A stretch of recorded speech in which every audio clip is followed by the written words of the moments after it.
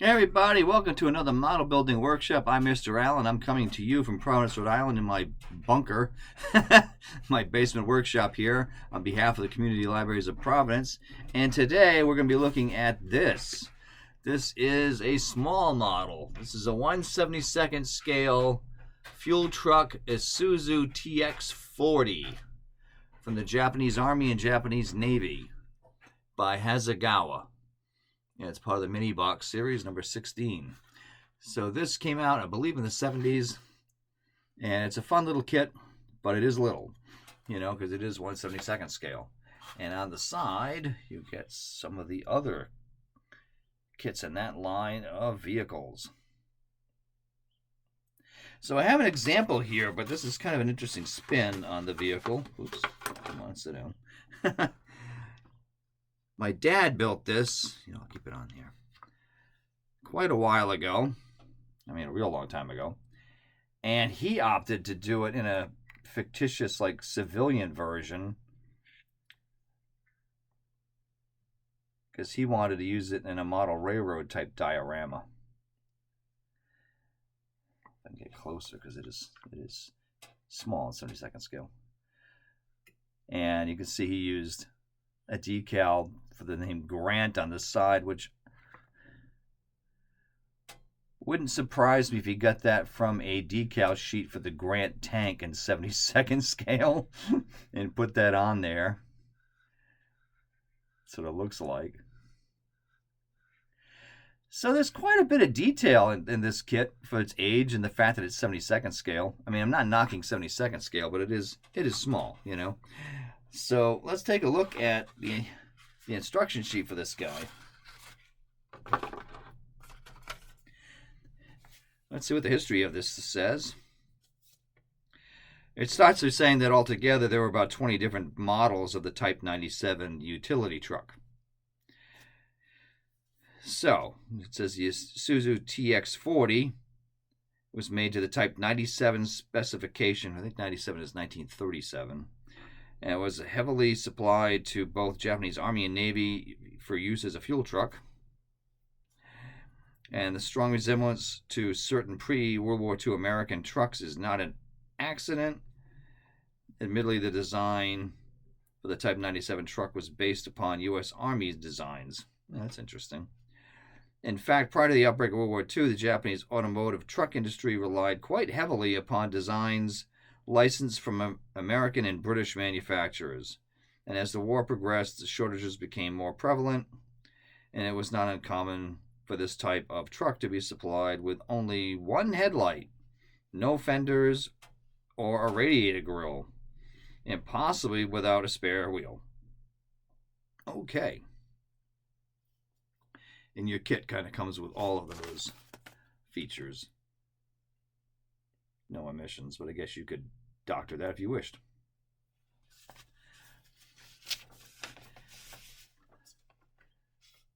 So there's quite a bit to this kit considering its size and its age, really. So there's quite a bit there to the suspension. I mean, I've seen worse, obviously, but it's not bad.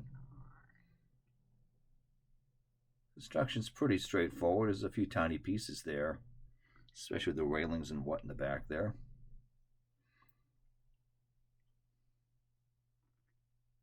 Does include a figure,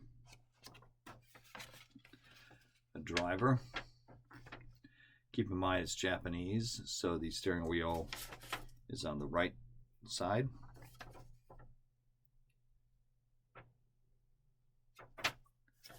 You also get a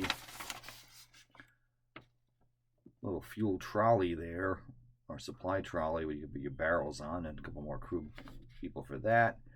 You get a parts breakdown sheet and the painting guide for the figures and for the truck. Let's take a closer look at that, because it's saying light tan,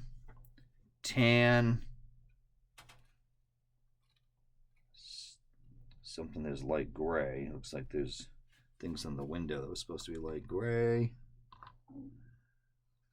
Not sure what those are exactly. Of course, My father came up with his own scheme because, like I said, he was doing something in his imagination for his, railroad needs.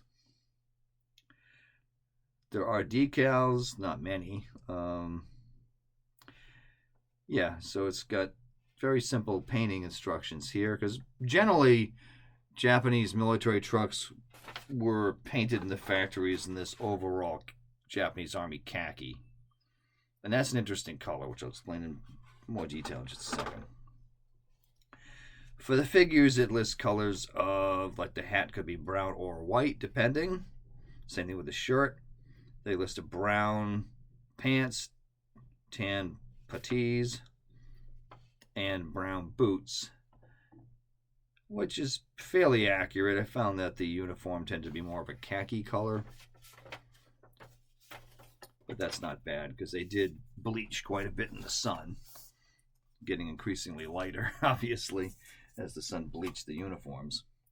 So, let's talk about the paint since I brought that up.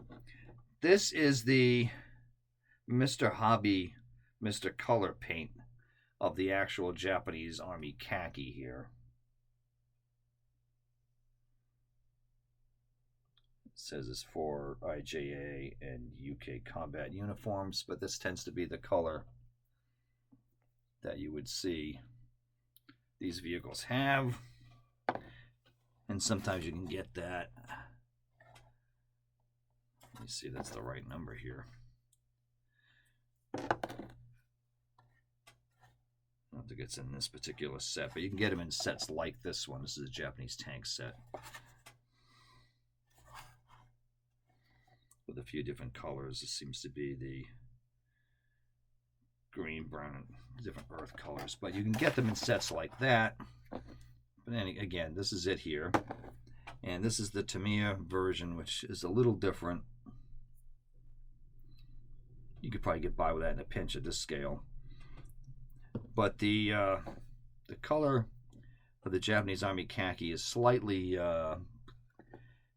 it's kind of like somewhere between Tamiya's khaki, earth, and red-brown kind of got together and somehow mixed together to come up with this color.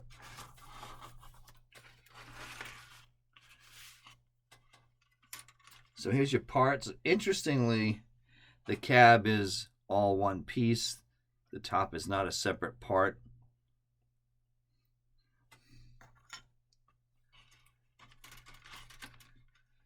Interestingly, I'm not seeing glass parts on this kit, so I'll take a look at that in a second. So here's pretty much the bulk of your vehicle.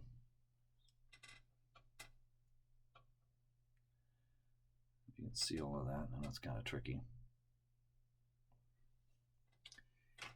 And then you've got your wheels and your fuel drums here. And your cart, the grill.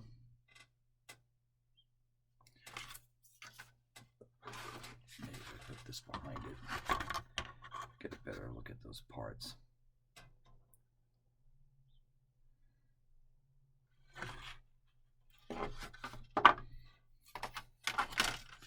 And your decal sheet,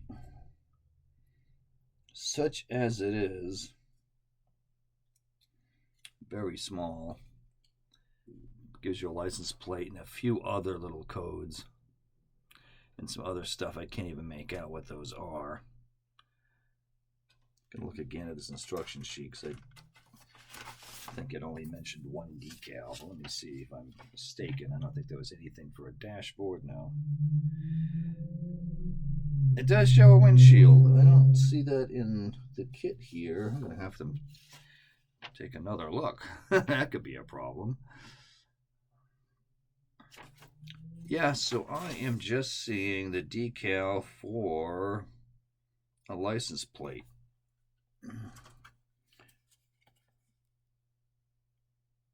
And it's not even the same license plate that's in the box. Okay, well, interestingly, because that was wrapped cellophane wrap, so that was supposed to be in there. It's not exactly the same license plate it shows on the instructions, but I guess it will do. It's because that's what we have. It's gonna do.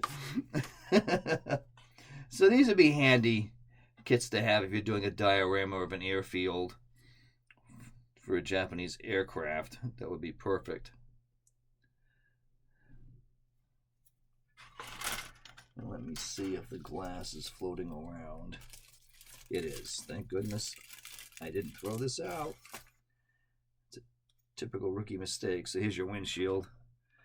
So your side windows are going to have to be open unless you want to come up with some sort of like a cellophane or some sort of clear plastic thing to put the side windows, and actually the rear window too. That would be up to you to figure out.